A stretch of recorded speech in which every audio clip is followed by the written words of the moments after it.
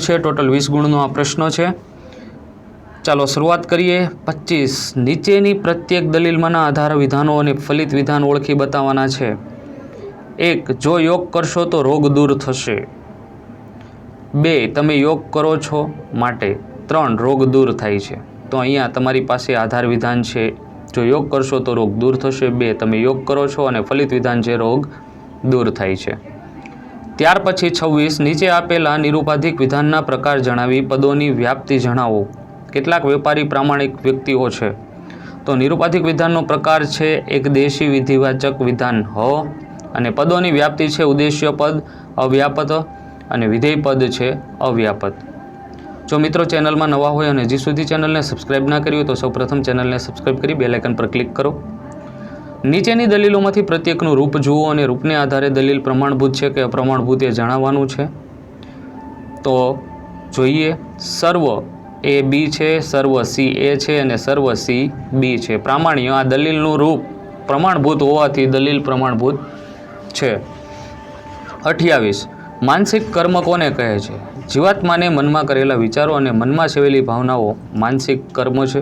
દાખલા તરીકે દુઃખી વ્યક્તિને કોઈ મનમાં દયાભાવ સેવવો અને તેને મદદરૂપ થવા માટેની યોજના કરવી અથવા પ્રત્યેક વ્યક્તિ પ્રત્યે વેરભાવ રાખવો અને હેરાન કરવા માટેની યોજના કરવી એ માનસિક ધર્મ છે।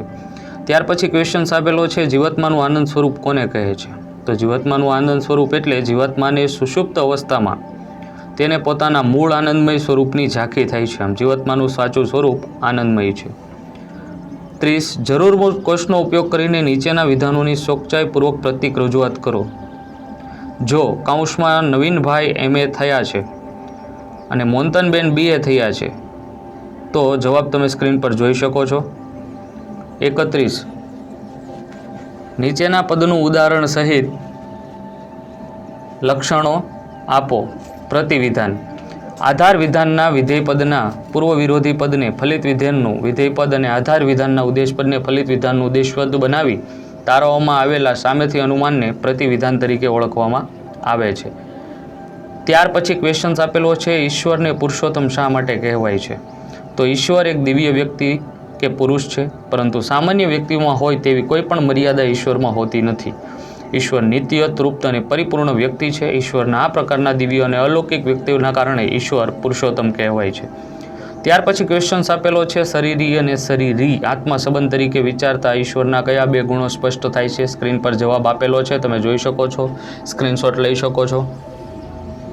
જો કાંઈ ડાઉટ્સ હોય તો કોમેન્ટ કરી શકો છો અને વધુમાં વધુ વિદ્યાર્થી મિત્રો સુધી લિંકની શેર કરવાનું ભૂલતા નહીં। ત્યાર પછી ક્વેશ્ચન આપેલો છે નીચેની પ્રત્યેક દલીલમાંના આધાર વિધાનો અને ફલિત વિધાન ઓળખી બતાવવાના છે।